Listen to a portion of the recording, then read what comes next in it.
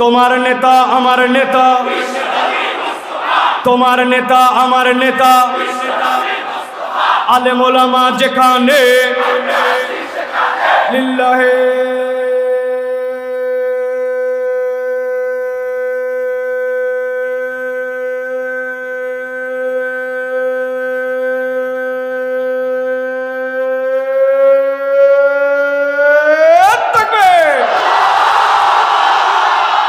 আলহামদুলিল্লাহ বলেন। শয়তান আছে চন্দ্রাপা, ঠিক কিনা? কারণ আল্লাহু আকবারের স্লোগান শয়তান পছন্দ করে না। আল্লাহু আকবারের স্লোগান দিলে শয়তান হাওয়া মারতে মারতে বিদায় হয়। দুনিয়াতেও অনেকে আল্লাহু আকবারের স্লোগান পছন্দ করতে পারে না। সব দলের স্লোগানে আল্লাহু আকবার নাই। দুনিয়াতে আল্লাহু আকবারের স্লোগান পছন্দ করে না। ভালো করে জেনে রাখবেন, এরা শয়তানের খালাতো মামাতো ভাই। আল্লাহু আকবারের স্লোগান কোনো দলীয় স্লোগান নয়, কোনো পার্টির স্লোগান নয়, কোনো গোষ্ঠীর স্লোগান নয়। আল্লাহু আকবারের স্লোগান ইমানদারের স্লোগান। ইমানদারের হৃদয়ে যতদিন পর্যন্ত ঈমান থাকবে, এই বাংলার জমিনে কিয়ামত পর্যন্ত আল্লাহু আকবারের স্লোগান চলতেই থাকবে, চলতেই থাকবে, চলতেই থাকবে।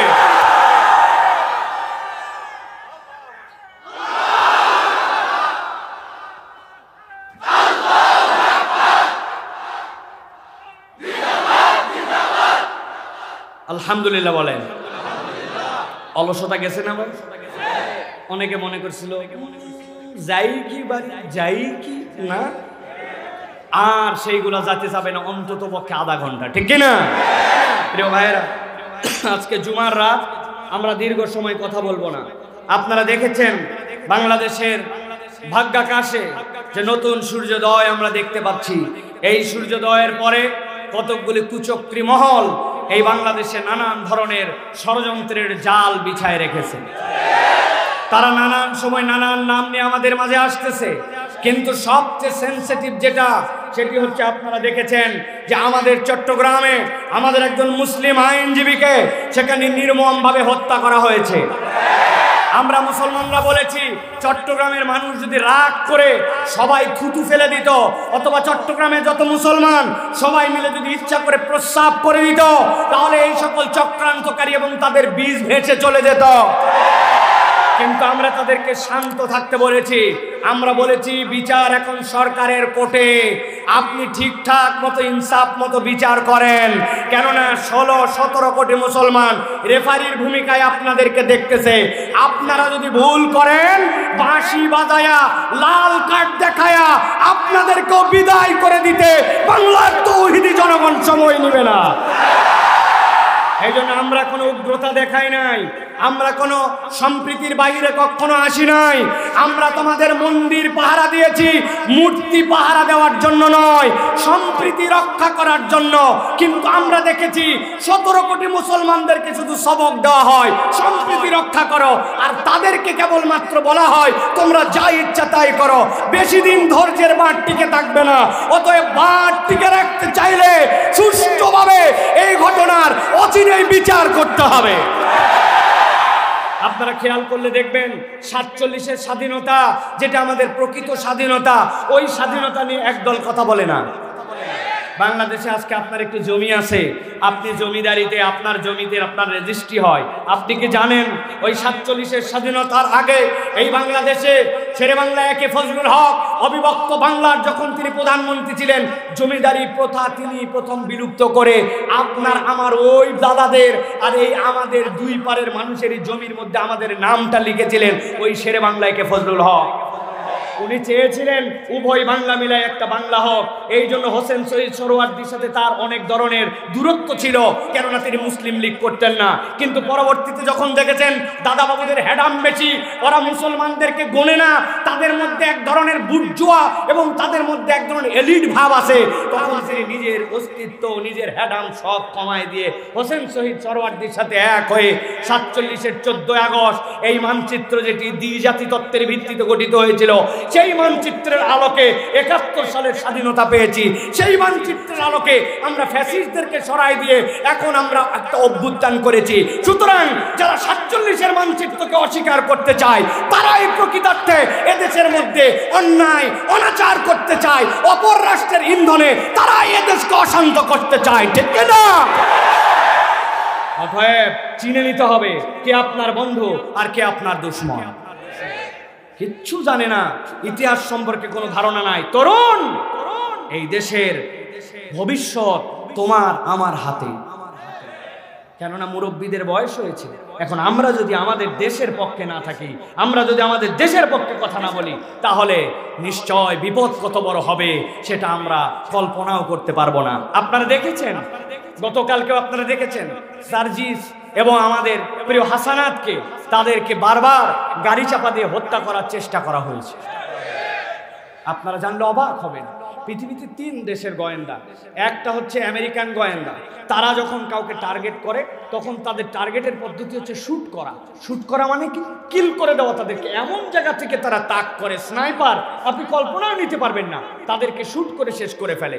আরেকটা গোয়েন্দা যারা ইসরায়েলি মোসাদ, এদের টার্গেট হচ্ছে এরা বিস্ফোরক কোনো জায়গায় দিয়ে টাইম বোমের মতো করে রেখে, আপনি কল্পনাও করতে পারবেন না 3 মাস আগে যেই বাড়ি ওই হামাসের ইসমাইল হানিয়ার জন্য সিলেক্ট করা ছিল, 3 মাসের তারও আগে সেখানে তারা নিজস্ব পদ্ধতিতে বোমা ফিট করে সেখানে তারা ইসমাইল হানিয়া সহ চেজার বিস্ফোরণ করে লেবাননে মানুষকে মেরেছে। আর একটা নাম নিচ্ছি না, আরেকটা গোয়েন্দা সংস্থা আছে যারা স্যাবলা, ওরা এইগুলা করে না, কিন্তু ওরা গাড়ি চাপা দিয়া, গাড়ি অ্যাক্সিডেন্ট করায়া বহু মানুষকে দুনিয়ার থেকে বিদায় করছে। এটা তাদের টার্গেট কিলিং এর অংশ। আমাদের গাড়ি অ্যাক্সিডেন্ট করেছিল, আপনারা জানেন, আল্লাহ রাব্বুল আলামিন হেফাজত করেছেন। তবে আমরা একটা কথা বলি ভাই, মাকারু ওয়া মাকারাল্লাহ ওয়াল্লাহু খায়রুল মাকিরিন।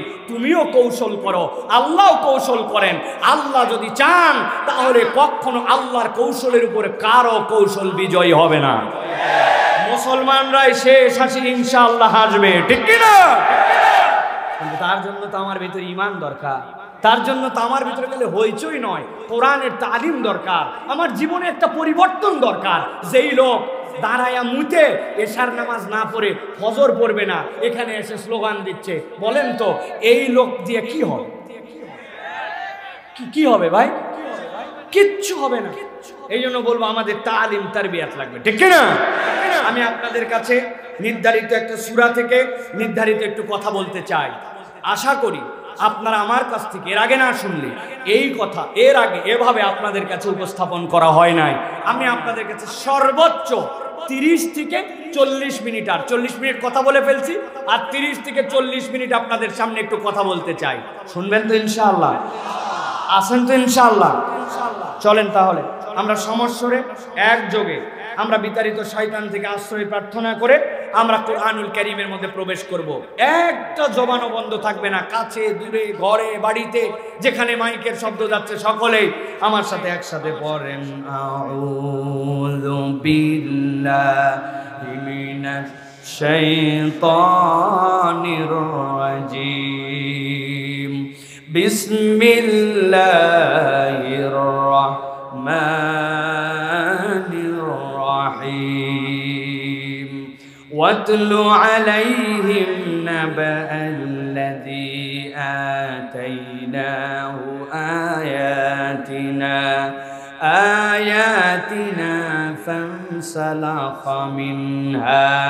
فانسلخ منها فأتبعه الشيطان فكان من الغاوين। আমার আল্লাহ রাব্বুল আলামিন আমার প্রিয় নবী মুহাম্মদুর রাসূলুল্লাহ সাল্লাল্লাহু আলাইহি সাল্লামকে বলতেন, ও আমার হাবিব, আপনার প্রতি আমি এখন যে ওহী দিচ্ছি, আপনার প্রতি দায়িত্ব হলো আপনি এই ওহীটা আপনার উম্মতের কাছে তেলাওয়াত করে শোনান, তাদের কাছে আপনি এটা তেলাওয়াত করে জানায় দেন। মুফাসসিরিনে কেরাম ব্যাখ্যা করছেন, আল্লাহ কোরআনে অনেক জায়গাতে নবীকে বলেছেন কুল, হে নবী আপনি বলুন। অনেক জায়গায় নবীজিকে বলা হয়েছে মানুষের কাছে বার্তা পৌঁছায় দেওয়ার জন্য, কিন্তু রব্বুল আমিন এই জায়গাতে কেন ওয়াতলু বললেন, আপনি তেলাওয়াত করলেন কেন বললেন? মুফাসসিররা ব্যাখ্যা করছেন, ইব্রাহিম আলাইহিস সালাম আর ইসমাইল আলাইহিস সালাম মিলে যখন খানায়ে কাবা নির্মাণ করলেন, খানায়ে কাবা নির্মাণ করার পরে ইব্রাহিম আলাইহিস সালাম আল্লাহর কাছে দোয়া করলেন, وَإِذْ يَرْفَعُ إِبْرَاهِيمُ الْقَوَاعِدَ مِنَ الْبَيْتِ وَإِسْمَاعِيلُ رَبَّنَا تَقَبَّلْ مِنَّا إِنَّكَ أَنْتَ السَّمِيعُ الْعَلِيمُ। আয় রব, আমি আর ইসমাইল মিলে খানায়ে কাবার প্রাচীর দাঁড় করিয়েছি, আপনি এটাকে কবুল করে নেন। মুফাসসিররা বলছেন আল্লাহর কাছে এইটুকু বলেছেন, কিন্তু আল্লাহ রাব্বুল আমিন ইব্রাহিম আলাইহিস সালামের অন্তরে এমন নিয়ামত ঢেলে দিলেন, ওইটার কারণে ইব্রাহিম আলাইহিস সালাম এমন একটা দোয়া করলেন, আল্লাহর ঘর টিকে থাকবে এমনি এমনি নয়, আল্লাহর ঘর টিকে থাকার জন্য আল্লাহ একটা পদ্ধতি দান করলেন। আল্লাহ নবী ইব্রাহিম আলাইহিস সালাম আল্লাহর কাছে দোয়া করলেন, রব্বানা ওয়াবাস ফীহিম রাসূলাম মিনহুম ইয়াতলু আলাইহিম আয়াতিক।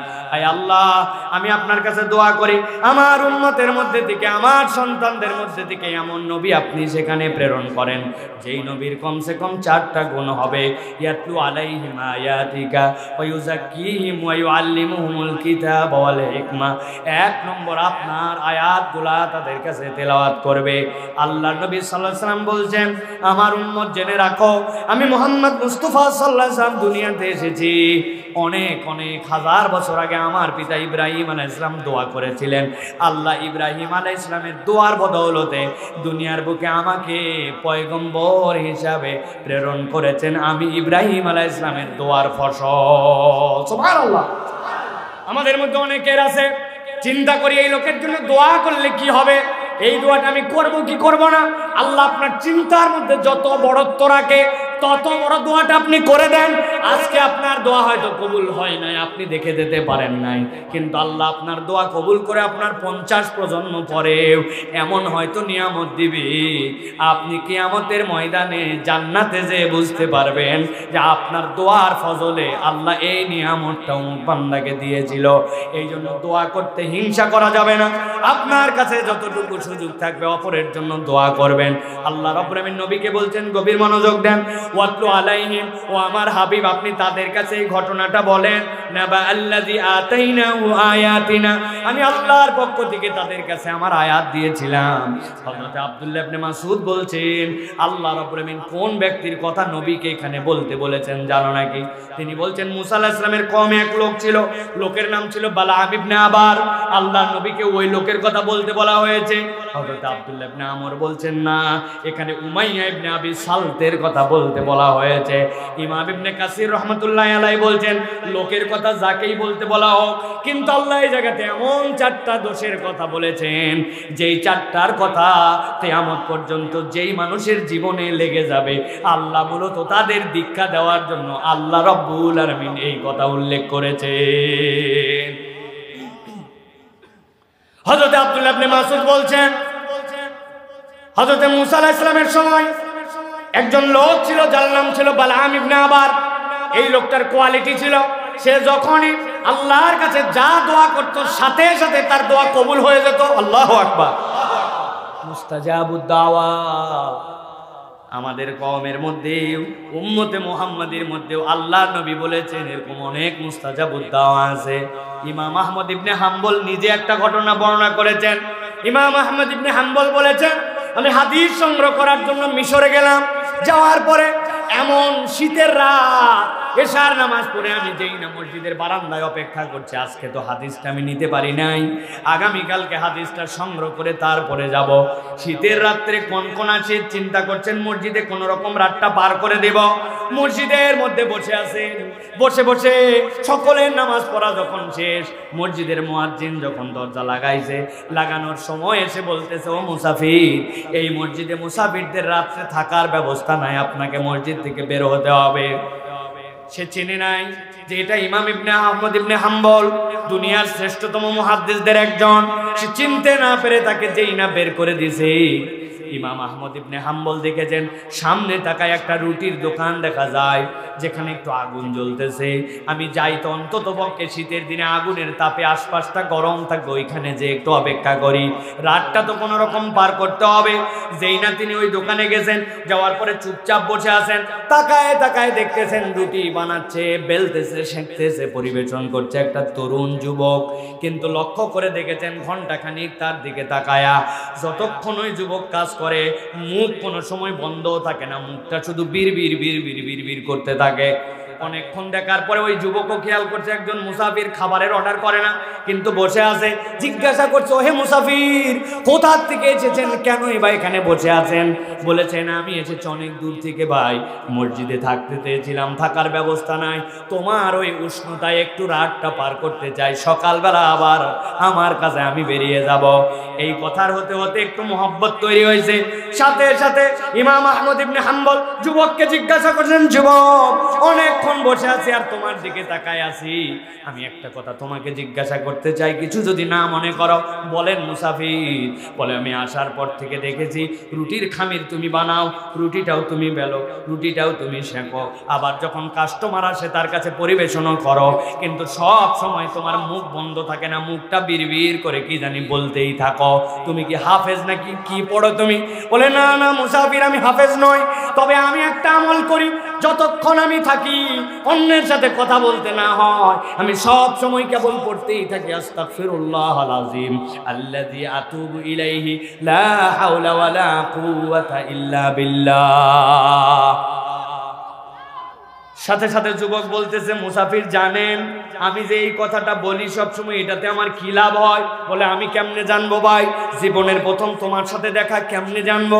বলে, মুসাফির শুনেন, আমি যে আমলটা করি সব সময়, এই আমল করার দ্বারা রব্বুল আমিন আমাকে এমন একটা ইজ্জত দিয়েছেন, আমি আল্লাহর কাছে কোনো বিষয়ে যদি প্রার্থনা করি, কোনো বিষয়ে যদি আল্লাহর কাছে দোয়া করি, আল্লাহর কাছে দোয়া করতে দেরি, কবুল হতে এক মুহূর্ত দেরি হয় না।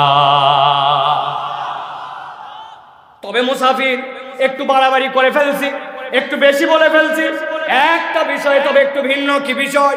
বলে, তবে এতদিন পর্যন্ত যা দোয়া করেছি সব কবুল, কেবল আমার একটা দোয়া এখন পর্যন্ত কবুল হয় নাই। সব কবুল, একটা কবুল না? বিরাট ব্যাপার তো, কি কবুল না? বলে, আমার বাড়িতে একজন বৃদ্ধা মা আছেন, ওই মায়ের সেবা যত্ন আমাকে করতে হয়, খাওয়াতে হয়, ঔষধ দিতে হয়, ঘর থেকে বের করতে হয়, ঘরে দিয়ে আসতে হয়, এই জন্য আমি দূরের পথ সফর করতে পারি না। কিন্তু আমার মনের মধ্যে আল্লাহর কাছে বিরাট একটা দাবি দিয়ে রাখছি, আল্লাহ, তোমার যুগ শ্রেষ্ঠ একজন মুহাদ্দিস আছেন যিনি মদিনায় থাকেন, তোমার হাদিসে নববীর খেদমত করেন, আল্লাহ জীবনে একবার অন্তত পক্ষে ইমাম ইবনে আহমদ ইবনে হাম্বলকে আমাকে দেখা করায়। ও মুসাফির শোনো রে ভাই, সব দোয়া কবুল হয়েছে বলছি, কিন্তু একটা দোয়া আমার কবুল হয় নাই। এই কথা শোনার সাথে সাথে আহমদ ইবনে হাম্বল দাঁড়ায় গেছেন, লাফ দিয়ে আল্লাহু আকবার বলে বলছেন, যুবক, তোমার কথার ব্যাপারে আমার কিছু সন্দেহ মানুষ মাত্র হয়, কিন্তু এখন আর কোনো সন্দেহ নাই যে তোমার সব দোয়াই কবুল হয়। যুবক বলে, কেমনে আপনি বুঝলেন? বলে, শোনো, তুমি এতদিন পর্যন্ত যা দোয়া করছো সব কবুল, আর আল্লাহর কাছে বলেছো, আল্লাহ একবার মদিনায় নিয়ে আমাকে আহমদ ইবনে হাম্বলকে দেখায়ও, কিন্তু আল্লাহ তোমাকে এত পছন্দ করেন, এমন কবুল করেছেন, এই শীতের রাত্রে আল্লাহ তোমার দোয়া কবুল করে আহমদ ইবনে হাম্বলকে তোমার রুটির দোকানে হাজির করছে। মুস্তাজাবুদ দাওয়া, দোয়া করলেই কবুল হয়।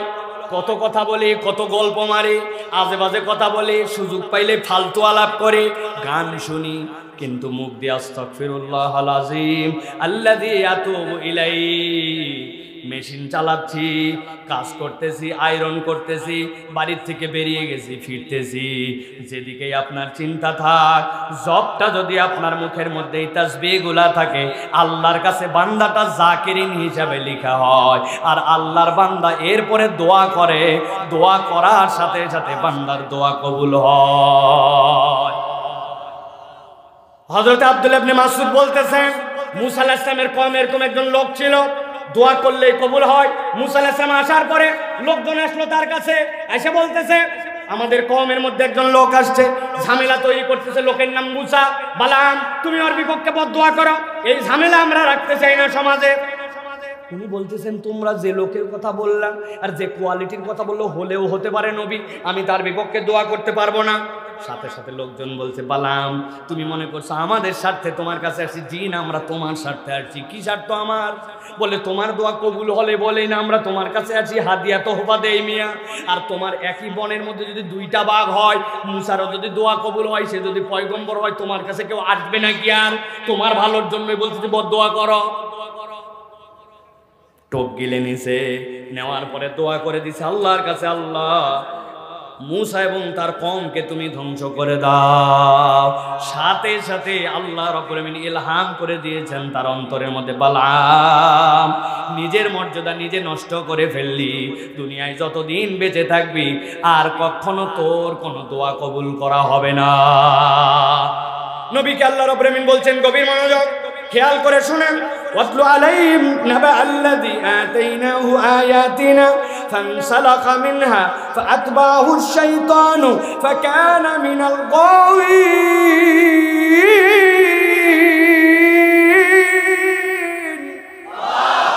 আল্লাহ বলছেন ওই লোকটা সাথে সাথে আল্লাহ রাব্বুল আলামিনের বিধান, আল্লাহর আয়াত জেনে বুঝে আল্লাহর আয়াত থেকে নিজের মুখকে ফিরাই নিল, নিজের মুখকে অন্যদিকে করে নিল। জিজ্ঞাসা করব ও আল্লাহর আয়াতকে জেনে অস্বীকার করলো না না জেনে? কথা বলেন। আল্লাহর দয়া সে চিন্ত না বুঝেন নাই? ভালো করে একটু উদাহরণ দেই। ফানসালাকা মানে কি? আল্লাহর আয়াত থেকে আপনি কিভাবে সরে গেলেন, আল্লাহর নিদর্শন থেকে সরে গেলেন। আপনি ঈদের সময় বাড়িতে যাচ্ছেন, বাসের মধ্যে উঠছেন, উঠার পরে এমন ভিড়ের ভিড় বাসের মধ্যে ধরে দাঁড়ায় আছেন, ডাইনে নড়া যায় না, বামে নড়া যায় না, পিছনে নড়া যায় না, এমনকি অনেক সময় কোমর চুলকায়, চুলকানোও যায় না, আছে কি না? আসরের ওয়াক্ত হয়ে গেছে, চিন্তা করতেছে না হারে একটু যদি বাস দাঁড়াতো, একটু যদি ওযু করতে পারতাম, একটু যদি সিজদা দেওয়ার জায়গা পেতাম, আসরের নামাজ পড়তাম, কিন্তু নড়ারই সুযোগ নাই। এই করতে করতে করতে করতে আপনার আসরের ওয়াক্ত পার হয়ে গেছে। বুঝে সুঝে উত্তর দিবেন, আপনি যে আসরের নামাজটা বাদ দিলেন, এইটা কি আপনি ইচ্ছায় না অনিচ্ছায়? অনিচ্ছা। আমার ইচ্ছা ছিল কিন্তু আমি পারি নাই। আর একটা ছেলে আসরের আজান হইছে মসজিদে, উনি চায়ের স্টলে বসে আড্ডা মারে, মোবাইলে ডাইনে ঠেলে, বামে ঠেলে, উপরে ঠেলে, নিচে ঠেলে, বন্ধুর সাথে আড্ডাবাজি করে। একামতের শব্দ অনেক সময় মসজিদ থেকে চায়ের স্টলে শোনা যায়। ওই ছেলে তারপরেও নামাজে যায় না। এবার বুঝে থাকলে বলেন তো, এই যে নামাজটা বাদ দিল, ও কি ইচ্ছা করে নাকি অনিচ্ছা? হ্যাঁ, ভালো করে বোঝেন। আয়াতের তাফসীর বোঝানোর জন্য বলতেছি। আল্লাহ বলছেন ফানসালাকা মিনহা, আয়াত সে চিনে আল্লাহর আয়াত থেকে দূরে সরে গেছে। এখন বুঝে থাকলে বলেন তো, আল্লাহর নিদর্শন, আল্লাহর হুকুম জানার পরেও, বুঝার পরেও আমাদের সমাজ থেকেও মুখ ফিরায় নাই, এরকম মুসলমান আছে কিনা? আছে কিনা? আপনারা যদি সাহস দেন তাহলে একটা প্রশ্ন উত্তর আপনাদের কাছে দিব, বুঝেন কিন্তু। পাকিস্তানের এক ছেলে তার ওস্তাদের সামনে বসা, ওস্তাদ জিজ্ঞাসা করছে, বাবা অনেকদিন পড়ালাম, সব সময় আমারে প্রশ্ন করিস, আজকে আমি তোর কাছে একটা প্রশ্ন করব, উত্তর দিতে হবে বাপ। বলছে বলেন ওস্তাদ জি। বলছে বলো তো, দুনিয়াতে কারা কারা নামাজ পড়ে না? ছেলে বলছে ওস্তাদ আমি আমার ক্ষুদ্র জ্ঞানে দেখছি 3 ধরনের লোক নামাজ পড়ে না। কয় ধরন? এক ধরনের লোক যারা দুনিয়ার বুকে পাগল অথবা অজ্ঞান। বলেন কে? 2 নম্বর কে বাপ? বলছে 2 নম্বর দুনিয়ার বুকে নামাজ পড়ে না যে ব্যক্তি মৃত, মরা মানুষ নামাজ পড়ে না, তার নামাজ পড়া লাগে, ঠিক কি না? 3 নম্বরে কে? বলে ওস্তাদ 3 নম্বরে দুনিয়ার বুকে যে অমুসলমান, সে নামাজ পড়ে না। আমি গবেষণা করে দেখছি মৃত, অমুসলমান, পাগল অথবা অজ্ঞান, এই 3 শ্রেণীর লোক কেবল নামাজ পড়ে না। আপনাদের কাছে মুখস্থ আছে কিনা জানার জন্য জিজ্ঞাসা করব, নামাজ পড়ে না কয় শ্রেণীর লোক? 1 নম্বর, 2 নম্বর মৃত, 2 নম্বর, 3 নম্বর অমুসলমান। এবার আপনাদের কাছে জিজ্ঞাসা করতে চাই, উত্তর দিতে হবে। একটা জবান বন্ধ থাকবে না, ডানে বামে, দাঁড়ানো বসা, ঘরে বাইরে। আপনি আমি কি দুনিয়ার বুকে মৃত? আপনি আমি কি দুনিয়ার বুকে যারা আছে অমুসলমান? যান বাড়ি চলে যান। আমার কোনো দায় নাই।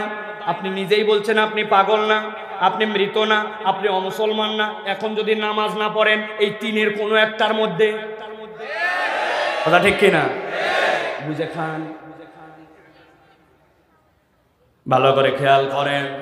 আল্লাহ রাব্বুল আমিন বলছেন নবী জানান ওই লোকটা কি করলো, ফানসালাকা মিনহা, আল্লাহর আয়াত থেকে নিজের মুখ ফিরায় নিল। আল্লাহ বলছেন এবার 2 নম্বর সে আরেকটা অপরাধের মধ্যে নিমজ্জিত হয়ে গেল। আল্লাহ বলছেন ফাতবাহু শাইতানু ফাকানা মিনাল গাওয়িন। আল্লাহ রাব্বুল আমিন বলছেন যেই না আল্লাহর আয়াত থেকে কেউ মুখ ফিরায় নেয় সাথে সাথে শয়তান তার অনুগামী হয়ে যায়। কথাটার মানে বোঝেন নাই, বোঝেন নাই, ভালো করে খেয়াল করেন। আপনি আপনার সন্তানকে, আমাদের সন্তানকে আমরা বকা দেই শয়তানি করবি না, বলেন না ভাই? মানে কি যেই কাজটা করতেছে ওইটা খারাপ কাজ, বাজে কাজ, শয়তানি কাজ, আপনি বলছেন শয়তানি করবি না, বলি কিনা? কিন্তু আল্লাহ বলছেন কেউ যদি আল্লাহর বিধান থেকে মুখ ফিরায় নেয় সে তখন আর শয়তানি কাজ করে না। ফাতবাহু শাইতান, তখন শয়তানি তার অনুগামী হয়ে যায়। ফাকানা মিনাল গাওয়িন, যখন শয়তান কার অনুগামী হয় আল্লাহ বলছেন পথভ্রষ্ট হওয়া ছাড়া উপায় নাই। তাহলে এই আয়াতের মধ্যে আল্লাহ রাব্বুল আমিন কয়টা অপরাধের কথা বলেছেন? 2টা। কয়টা? জোরে বলেন, মধ্যে কয়টা? আপনারা তো কি রে ভাই কাছে আছেন তো, কয়টা? 2টা। এবার চলেন পরের আয়াতে, গভীর মনোযোগে খেয়াল করেন। আল্লাহ বলছেন ওয়ালাউ শিনা লারাফানাহু বিহা ওয়ালাকিন্নাহু আখলাদা ইলাল আরদি ওয়াত্তাবা হাওয়া ফামাসালুহু কামাসালিল কালবি ইন তাহমিল আলাইহি ইয়ালহাস আও তাতরুকু ইয়ালহাস যালিকা মাসালুল কওমিল লাযিনা কাযাবু বিআয়াতিনা।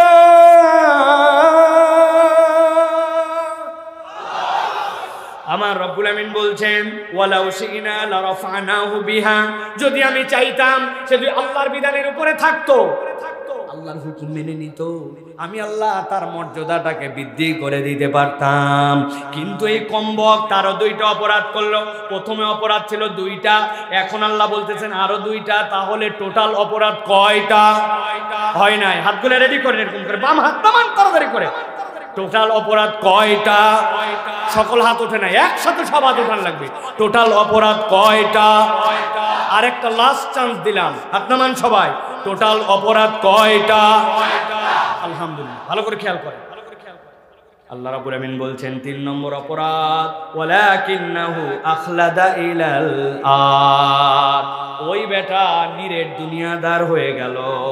তার স্বভাব চরিত্রটা সব সময় দুনিয়া আর দুনিয়া বানায় ফেললো। দুনিয়া ছাড়া আর কিচ্ছু বোঝে না, হালাল হারাম বাজ বিচার করে না। খুলদুম শব্দের অর্থ দুনিয়াতে এমন কতগুলা প্রাণী আছে যারা সব সময় 4 পায়া, সব সময় মাটির দিকে মুখ দিয়ে থাকে। চেনেন এরকম প্রাণী? গরু, ছাগল চেনেন? অনেক সময় ছাগল উপর দিকে পাতা খাওয়ার জন্য ওঠে, কিন্তু পাতা খাওয়ার জন্য 2 পা দিয়ে উঠলেও তার সব সময় মুখটা নিচের দিকে। আল্লাহ বলছেন দুনিয়াতে এমন কতগুলা মানুষ আছে যেই মানুষগুলা আখলাদা ইলাল আরদ, তারা এমন ভাবে দুনিয়াদার হয়ে গেছে দুনিয়া ছাড়া আর কিছুই বোঝে না। উদাহরণ না দিলে বুঝবেন না। আপনি একটা দোকানদার, আপনার দোকানের মাল হালাল, কামাই হালাল, সব হালাল, কিন্তু আপনি এটাকে হারাম আর দুনিয়াদার বানান কেমনে?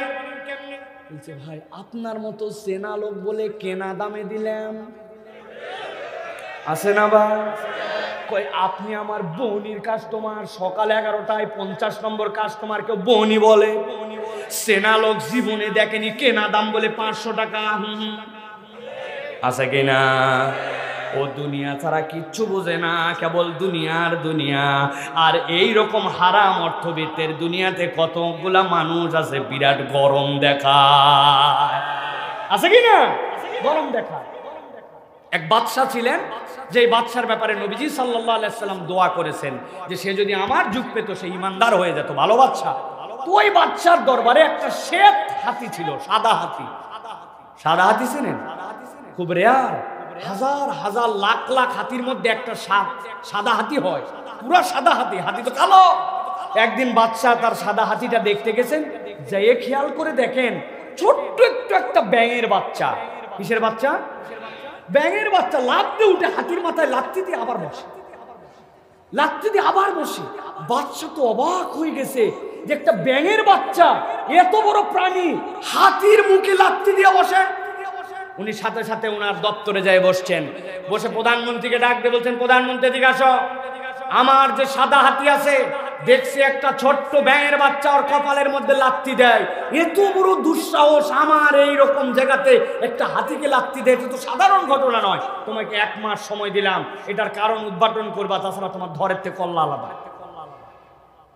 প্রধানমন্ত্রী বলছে, বাচ্চা নামদার, যদি ধরের থেকে কল্লা আলাদা করতে চান তো 1 মাস অপেক্ষা করার দরকার নাই, এখনই নিয়ে ফেলা। বলছে কেন? বলছে আমি না জানি হাতির ভাষা, না জানি ব্যাঙের ভাষা, তা আপনি বলে দিয়েছেন ও লাথি মারে কেন, আমি কিভাবে এটা আন্দাজ, এটা আমি ইনভেস্টিগেশন করবো কেমন? বাদশা বলছে যে শোনো, রাগ করো না, আমি অতিরিক্ত মেজাজ গরমে তোমাকে এই কথাটা বলছি, তবে ধরের থেকে কল্লা যাবে না। তবে আমার বিশ্বাস আমি যাকে প্রধানমন্ত্রী হিসেবে নিয়োগ দিছি ওইটা কাউয়া মার্কা না, ওটার মাথায় একটু বুদ্ধি আছে। অতএব তোমার অন্তত পক্ষে চিন্তা ভাবনা করে আদার্স বিষয় আসয় দেখে গবেষণা করে এটা বের করে আমাকে রিপোর্ট দিবে, যাও, সময় দেওয়া হলো। চিন্তা করছে এবার তাহলে চেষ্টা করে দেখি। প্রধানমন্ত্রী গেছে, যাই বলছে কোন জায়গায় হাতি আর কোন জায়গায় ব্যাঙ রে, যাই বলছে এই জায়গায় ব্যাঙ। ব্যাঙ কোন জায়গায় থাকে খুঁজে দেখছে যে ব্যাঙের ছোট্ট একটা গর্ত, খেয়াল করে দেখছে গর্তটা এত ছোট যে ব্যাঙ সিধা হয়ে ঢুকে ভিতর দিয়ে আবার উল্টা হয়ে যে বের হবে উপায় নাই, এই জন্য ব্যাঙের গর্ত ছোট ও ব্যাগ গিয়ারে ভিতরে ঢুকে, মানে পিছনে দিয়েই ঢুকে বসে, আবার যখন বের হওয়া লাগবে সিধা বের হয়।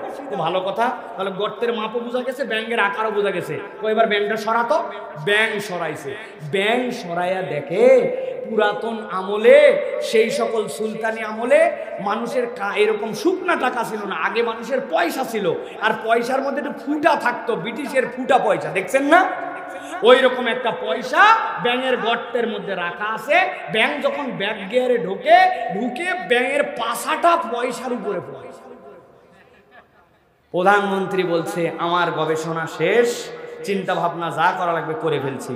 বাচ্চা শেখে বলছে, বাচ্চা চিন্তা ভাবনা করে বাইর করে ফেলছি। কই বাবারে, 1 মাস টাইম দিয়েছিলাম তখনই তুমি মানো না, আর এখন দেখি আধা ঘন্টার মধ্যে সমাধান। বলছে বাচ্চা, ব্যাঙ ছোট হলে হবে কি, ছোট্ট একটা মোহর আছে, প্রত্যেকে জানি পাইছে, মুখে করে নিয়ে আসে, ওর ঘরের মধ্যে এটা রাখছে।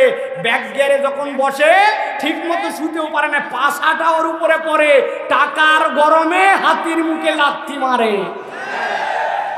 ওইরকম আমাদের সমাজেও কতগুলো আছে, নিজেরা অল্প কয় টাকার মালিক হয়ে একটু ক্ষমতা পেয়ে, একটু পাওয়ার দেখে, একটু 2টা লোক তার পক্ষে স্লোগান দেখে হুঁশ করতে পারে না। অনেক আল্লাহর ওলিদের কোরআনের পক্ষে, আল্লাহর আইনের বিপক্ষে তারা লাথি মারার চেষ্টা করে। ওই ব্যাঙের যেরকম লাথি মারার দ্বারা কিচ্ছু যায় আসে না। ইসলামের বিপক্ষে যারা অবস্থান নেবে তাদের এই সাময়িক গরম কোনো কাজ দিবে না। আজকে হোক কালকে হোক তোমাদের ধ্বংস অনিবার্য, ইসলামের বিজয় অবশ্যই অবশ্যই অনিবার্য অনিবার্য অনিবার্য।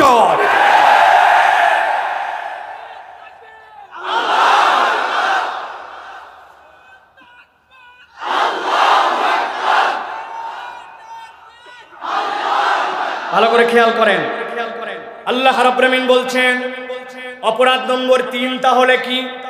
আল্লাহ বলছেন ওয়ালাউ শি'না লারাফা'নাহু বিহা, যদি চাইতো নিজের মর্যাদা বৃদ্ধি করতে পারত, কিন্তু 3 নম্বর অপরাধ ওয়ালাকিন্নাহু আখলাদা ইলাল আরদ, সে নিরেট দুনিয়াদার হয়ে গেল, দুনিয়া ছাড়া কিছুই বোঝে না, দুনিয়ায় কেবল তার টার্গেট, হারাম হালালের বাছ বিচার করে না, দুনিয়া পাইছে দুনিয়া পাইছে দুনিয়া খাইছে, এই ধান্দায় চলে। আল্লাহ বলছেন 3 নম্বর অপরাধ এইটা। আর 4 নম্বর তার অপরাধ হচ্ছে ওয়াত্তাবা হাওয়া। গভীর মনোযোগ দাও যুবক, আল্লাহ রাব্বুল আমিন যেন তোমার আমার কথা এখানে বলছেন। আল্লাহ বলছেন ওই লোকের নবী জানান অপরাধ 4 নম্বরটা ছিল ওয়াত্তাবা হাওয়া। সে তার মন পছন্দ জিন্দেগি গঠন করেছিল, দিল যা চাইছে তাই করে, যতটুকু পর্যন্ত কোরআন তার অন্তর অনুযায়ী মানা লাগে ততটুকু পর্যন্ত মানে, আর যেই পর্যন্ত তার পছন্দ হয় না সেই পর্যন্ত বাদ দেয়। এরকম মুসলমান আমাদের এলাকায় আছে কি নাই? অনেক মা বোন আমাদের কথা শুনতেছে, আমি মাঝে মাঝে বলি আমাদের অনেক মা বোন সুন্দর পর্দা করে দেখা যায়, কিন্তু যেই না বিয়ে বাড়িতে যায় তখন তার পর্দা উড়ে যায়, ঈদের দিনে তার পর্দা হাওয়া হয়ে যায়, ঠিক না? বিয়ে বাড়িতে যাইয়া সুন্দর করে যখন ওই কমিউনিটি সেন্টারে এক মহিলার সাথে আরেক মহিলার দেখা দেখে বলছে, বুবু সকলকে চিনলাম, আপনাকে চিনলাম না, আসমান থেকে নেমে আসা পরীর মতো লাগতেছে আপনার। বলছে, হরু ব্যাকল, আমি তোর পাশের বাড়ির তসলিমা আপা। কই চিনবো কেমনে, সারা জীবন দেখছি বোরখায়, এখন দেখতেছি বোরখা ছাড়া। বলছে, মুখের মেকআপ করছি 2000 টাকার, এখনো যদি বোরখা দেয় তো দেখবে কে? আছে কিনা? ওয়াত্তাবা হাওয়া, আপনার মন যত দূর টানে আপনি তত দূর ইসলাম পালন করেন। আপনার মন যেখানে চায় না আপনি সেখান থেকে বাদ দিয়ে দেন। ঈদের মধ্যে সেলুনের দোকানে গেছে, যায় বলছে দাড়িটা এরকম চিকন করে টান দিবি, তবে টান দিয়ে এই কোনার মধ্যে ফাঁক দিয়ে এদিক দিয়ে মিলাবি, আবার এদিক দিয়ে টান দিয়ে এদিক দিয়ে মিলাবি, নিচে বাদ দিয়ে দিবি। লোকজন বলছে, বাপ রে বাপ, হেভি দাড়ি রাখছিস তো। বলছে, দাড়ি বলবি না, স্টাইল আছে কিনা? যেই না ঈদে শেষ, এরপর আস্তে করে শেষে দেয়। আল্লাহ নবী দাড়ি কাটতে নিষেধ করলেন, দাড়ি রাখতে বললেন, আর আপনি আপনার মন পছন্দ যখন দাড়িকে স্টাইল বানালেন, আল্লাহ বলছেন ওয়াত্তাবা হাওয়া। তার রোগ নম্বর 4 হচ্ছে তার মন যতটুকু টানে ততটুকু ইসলাম পালন করে, আর মন যখন বাদ দেয়, টান দেয়, তখন ইসলামও সেখান থেকে বাদ দেয়। এইরকম মুসলমান আমাদের সমাজে আছে কিনা? এই পর্যন্ত তো মাইনর, এটার আরো গভীর আলাপ আছে, বিস্তারিত আলাপ আছে। আপনার আমার সমাজে এমন মুসলমানও আছে, নামাজের ইসলাম ভাল লাগে, রোজার ইসলাম ভাল লাগে, হজের ইসলামও ভাল লাগে, কিন্তু যখনই তাকে বলা হবে আসেন না ভাই আমাদের দেশটা ইসলামের পেনাল কোড অনুযায়ী, আল্লাহর দেওয়া বিধান অনুযায়ী চলুন, যেই লোক ব্যাংকগুলো হাওয়া করে দিল, টাকাগুলো মেরে দিল, ওই ব্যাংক লুটপাটকারীদের বিচারটা আল্লাহর আইনে হোক।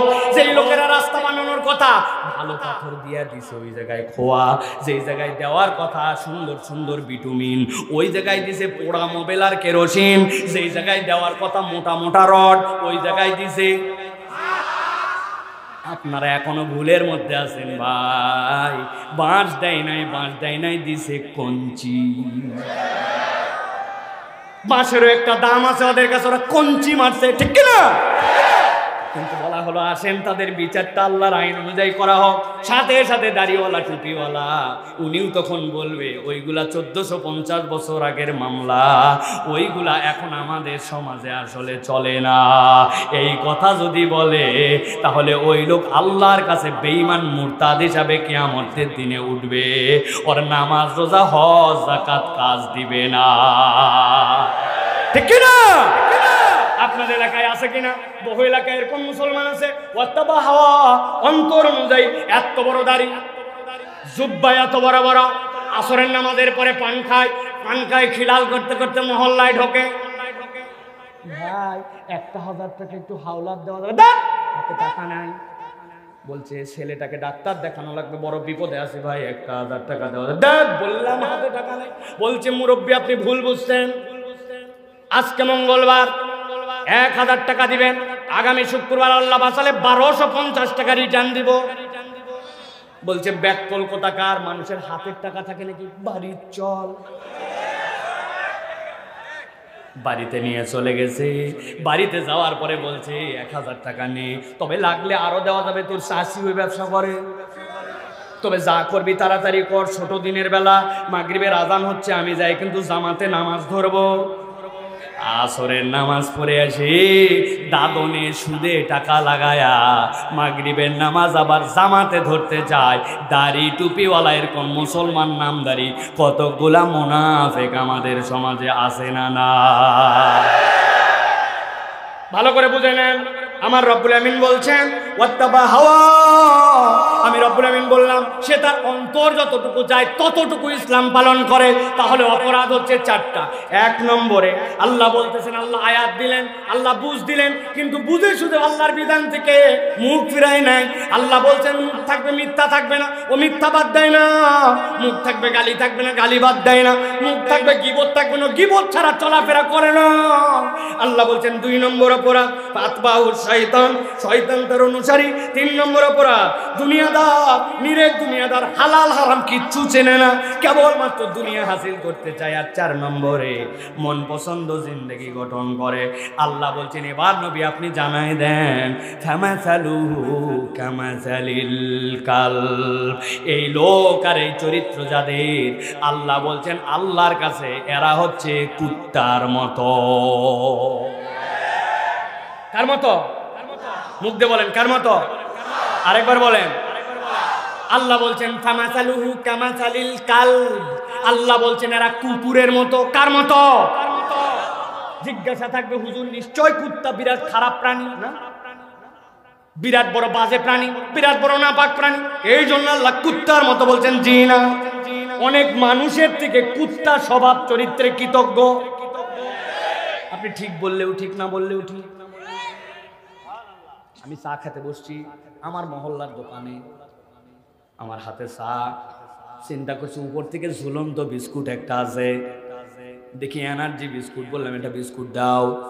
বিস্কুটের প্যাকেটের দাম 5 টাকা। কয় পিস থাকে? 3 পিস। আগেই বাদ দিছে 1 পিস, জানেন না আপনার আন্দাজ? প্যাকেট খুলছি, প্যাকেট খোলার পরে বিস্কুটটা বের করে চায়ের মধ্যে সুবাই খাওয়ার অভ্যাস। যেই না চায়ে সুবাইছি, সাথে সাথে এক লোক কোথা থেকে উদয় হয়েছে, আরে সাইফুল্লাহ ভাই এই মহল্লায় আপনি? আসসালামু আলাইকুম। অবাক হয়ে গেছে যে সাইফুল্লাহ ভাই রাস্তার পাশে দোকানে বসে চা খাচ্ছে, এই হুজুর আমার চিনা, মোবাইলে থাকে, বাড়ায় গেছে। আমি বললাম ওয়ালাইকুম আসসালাম ভাই, এই মহল্লায় তো আমার বাড়ি। এই যে তার সাথে 5-7-10 সেকেন্ড গেছে, চায়ের মধ্যে যে টুবানো ছিল আমার বিস্কুট, উঠায় মুখে দিব, অ্যাক্সিডেন্ট। বিস্কুট দেখে নিচে পড়ে গেছে। বিস্কুট পরে কেবল গোড়াটুকু আমার হাতে, মনের দুঃখে মুখে দিছে ওইটুকু। আর এদিকে বিস্কুট যে পড়ছে, দূরে ছিল এক কুত্তা। কুত্তা কোথার থেকে যেন আসছে, আইসে সাথে সাথে বিস্কুট দেখে আমার পায়ের গোড়ায় 2-3 বার দিবা টান দিতেই নাই, ঘটনা শেষ। পরের দিন আবার চা খেতে আসছে ওই জায়গায়। যেই না চা খেতে বসছি, চা খেতে বসার পরে দেখি একটা কুকুর কোথা থেকে জানি লেজ ডাউন দিয়া মাথা নিচু করে এরকম করতে করতে আমার সামনে এরকম করে। আমি দোকানদারকে বললাম ভারী ডিস্টার্ব তো ভাই, আমি নামাজের নিয়তে বাড়াইছি, এখন কি না কোন জায়গার থেকে আইছে, গা ভেদা ভেদা লাগে দেখে, এটা আমাকে ডিস্টার্ব করে কেন? বলে হুজুর ডিস্টার্ব করে না, গতকালকে আপনি তারে যে বিস্কুট খাওয়াইছিলেন, ওই বিস্কুট খাওয়ানোর কৃতজ্ঞতা জানাতে আসছে। আমি বললাম কোথায় আমি গতকালকে বিস্কুট খাওয়াইছি? আমি তো বিস্কুট খাওয়াই নাই, আমার হাতের থেকে অনিচ্ছায় একটা বিস্কুট পড়ে গিয়েছিল, ওইটা চেটে চেটে খাইছে। আর ওইটার কৃতজ্ঞতা জানানোর জন্য পরের দিনও মাথা নিচু করে, লেজ নিচু করে নড়াচড়া করে। আর দুনিয়ায় এমন কতকগুলা মানুষ আছে, আপনি তার বিপদের সময় উপকার করছেন, সাধ্যমতো হাওলাত দিয়েছেন, আপনি তার বিপদে আপদে বন্ধু ভাবছেন, কিন্তু সুযোগ পাইলে, কৃতজ্ঞতা তো দূরের কথা, সুযোগ পাইলে উল্টা আপনাকে আমাকে বাঁশ দেয়। আছে কি না? আমার আল্লাহ রাব্বুল আলামিন বলছেন, গভীর মনোযোগ দেন। তাহলে আল্লাহ কুত্তার কথা কেন বললেন? আল্লাহ বলছেন ফামাসালুহু কামাসালিল কাল ইন তাহমিল আলাইহি ইয়ালহাস আও তাতরুকুহু ইয়ালহাস যালিকা মাসালুল কওমিল্লাযীনা কাযযাবু বিআয়াতিনা ফাকসুসিল কসাস লাআল্লাহুম ইয়াতাফাক্কারুন।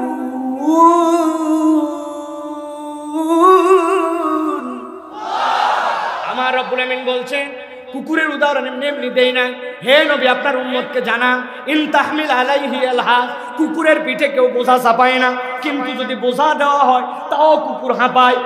আল্লাহ বলতেছেন আর যদি তাকে বোঝা না দেওয়া হয় তাও কুকুর হাঁপায়। লাহাস শব্দের অর্থ আরবিতে পিপাসার্ত হওয়ার পরে, কাতর হওয়ার পরে জিহ্বা বের করে কুকুর যখন যেই মুখটা করে ওইটার নাম হচ্ছে লাহাস। আল্লাহ বুঝাতে চান কুকুরকে তুমি দাবরানি দিয়েছো, সে তখন হাঁপায়, কুকুর বসে আছে তাও হাঁপায়, কিন্তু কুকুর যদি পিপাসার্ত হয়ে যায়, সেটা দাবরানি দেওয়াতেই পিপাসার্ত হোক আর বসে থাকেই পিপাসার্ত হোক, জিহ্বাটা বের করে সে তখন হাঁপাতে থাকে। কুকুর স্বভাব জাতগতভাবে অস্থির। আল্লাহ বলছেন আল্লাহর হুকুম জানতে বাড়াবাড়ি করে সেইটা মানো নাই, শয়তানের অনুগামী হয়ে গেছো। আল্লাহর হুকুম মানার ক্ষেত্রে হারাম হালাল কোনো কিছু বিবেচনা করো নাই, চিন্তা করছো কে ধরে আমাকে, তুমি নিরেট দুনিয়াদার হয়ে গেছো আর তোমার ইচ্ছা মতো আল্লাহর বিধান পালন করেছো। আল্লাহ বলছেন তোমার উদাহরণটা আল্লাহর কাছে কুকুরের মতো। কুকুর যেরকম পিপাসার্থ হয়ে সব সময় হাঁপাতেই থাকে, জিহ্বা বের করে থাকে, আল্লাহ দুনিয়াতেও তোমার জীবনে অস্থিরতা দিবেন, অভাব দূর হবে না, আর পরকালেও তোমার জীবনে অস্থিরতা থাকবে, তোমার অভাব দূর হবে না। ঠান্ডা মাথায় ঠিক বেশি জোরে বলার দরকার নাই, নিজেদের জীবন বিশ্লেষণ করেন। আমি সহ আপনার আমার জীবন কি এখন স্থির নাকি অস্থির? মিলান মিলান মিলান, নিজের জীবন মিলান। কি জানো নাই, সব পাওয়ার পরে কি জানো নাই, কি জানো নাই, আপনার আমার জীবনটা যেন অস্থির, ঠিক কিনা? আমি অনেক জায়গায় বলি, কোটি কোটি টাকা দামের বাড়ি, লাখ লাখ টাকা দামের খাট, রাত্রেবেলা ঘুম আসে না, ডাক্তার ঘুমের ট্যাবলেট দিয়ে বলছে বেশি খাবেন না, হার্ট ফেল করবেন, আছে কি না? এত বড় প্রতিষ্ঠানের মালিক বাউন্ডারি ওয়ালের উপর দিয়ে একটা সাইনবোর্ডের উপর কেবল এক পোস্ট দিয়ে রাখছে, ওইটা একটু ভালো করে মুছলেই দেখবেন কালো সাইনবোর্ড বের হয়ে গেছে চকচক করে, এই প্রতিষ্ঠানটি অমুক ব্যাংকের কাছে দায়বদ্ধ। দেখাচ্ছে 1000 কোটি, কিন্তু সুদের কারবার আর বিভিন্ন ধরনের লোনের মধ্যে জর্জরিত হয়ে দিলের মধ্যে কোনো শান্তি না। আর আমাদের এলাকার থেকে একটা ট্রাক যায় বড় বড়, কাউরান বাজারে যাওয়ার পরে সেখানে ছোট ছোট ট্রাকের মধ্যে আনলোড করে, রাত 11টার পরের থেকে কাজ শুরু করে, মাথার মধ্যে টুকরি নিয়ে, মাথার টুকরি নিয়ে অপেক্ষা করতেছে 500 600 700 টাকা ছোট ছোট ট্রাকে সবজি পার করে দিবি, কিন্তু জ্যাম লেগে গেছে সন্ধ্যাতে, ট্রাক ঠিক মতো পৌঁছাতে পারে নাই। ওই ব্যক্তি কি করবে, রাত গভীর হয়ে যাচ্ছে, আস্তে করে মাথার টুকরি আইল্যান্ডের মধ্যে ফেলায় দিয়েছে, আইল্যান্ডের মধ্যে ফেলায় দিয়া কোমরের থেকে গামছাটা খুলছে, খোলার পরে কোনার মধ্যে দিয়েছে, দিয়া টুকরির মধ্যে কাত হয়ে শুয়েছে। গতকালকে আমার মাহফিল ছিল লক্ষ্মীপুরে, যখন আমি দাউদকান্দি ব্রিজ পার হচ্ছে, আমার ড্রাইভারকে আমি ডেকে দেখাইছি, দেখো ময়েন দেখো, ওই দেখো 1000 1000 টনের ট্রাক পাশ দিয়ে চলে যাচ্ছে, আর একটা পাগলি বেটি মাথার নিচে কেবলমাত্র একটা লুঙ্গি, পুরাতন লুঙ্গি ভাঁজ দিয়ে আইল্যান্ডের মধ্যে ঘুমায় আছে, খানিকক্ষণ পরে করকর করে নাক ডাকে। কথা বলেন। তাহলে রব্বুল আলামিন কাকে নিশ্চিন্তের ঘুম দিবেন, কার জন্য দিলের পেরেশানি দূর করে দিবেন? আল্লাহ রব্বুল আলামিন বললেন কমসে কম তোমাকে 4টা বিষয় ইনশিওর হতে হবে। আল্লাহর বিধান জানো, মানো না কেন, কি তোমার বাহাদুরি? আল্লাহ রব্বুল আলামিন বলছে, আর বান্দা শয়তান তোমার অনুগামী যদি হয় তুমি তো বাঁচবা না, তোমার মন পছন্দ জিন্দেগি চলবে না, আল্লাহ যেই নিয়ম দিয়েছেন তার মধ্যে তোমাকে থাকতে হবে। আর রব্বুল আমিন বলছেন দুনিয়ার মানুষ বুঝে না, আল্লাহ রব্বুল আমিন দুনিয়া তোমাকে দিবেনই, কিন্তু দুনিয়াটা তোমার অন্তর ছিদ্র করে ভিতরে ঢুকানো যাবে না। যদি এইটা করো তাহলে তোমার দুনিয়াতেও সুখ হবে না, পরকালও তোমার বরবাদ হয়ে যাবে, ঠিক কি না? একটা উদাহরণ দেই আলোচনা শেষের দিকে, সারা জীবন মনে রাখতে হবে উদাহরণ। অনেকগুলা কথা বলছি কিন্তু সারা জীবন মনে রাখতে হবে, প্রথম থেকে বলে যাচ্ছি, ভালো করে খেয়াল করেন। এক লোক বলছে আই লাভ ইউ ওয়াটার। কি বলছে?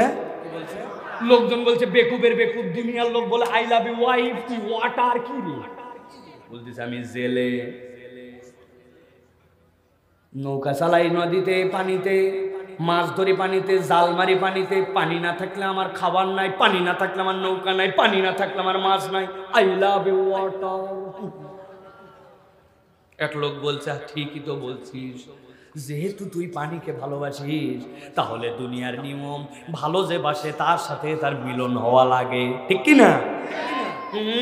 মিলন হওয়া লাগে। আমি বুদ্ধি দেই দোস্ত, পানির সাথে তোর মিলন হতে হবে। বলছে হ্যাঁ আমি চাইও তাই। বলছে কিভাবে কি? বলছে ধর হাতের মধ্যে একটা শাবল দিলাম, কি করা লাগবে? বলছে নৌকার তলায় একটা ফুটা করে দে। পাগলা, পানিকে এত ভালোবাসে, নৌকার তলার বাইরে দিছে শাবল, গল গল করে পানি উঠে, উনি বসে আছে পাল ধরে গোড়াতে, আর বলতেছে আহা মিলন হবে পানির সাথে, আজকে তোমার আমার।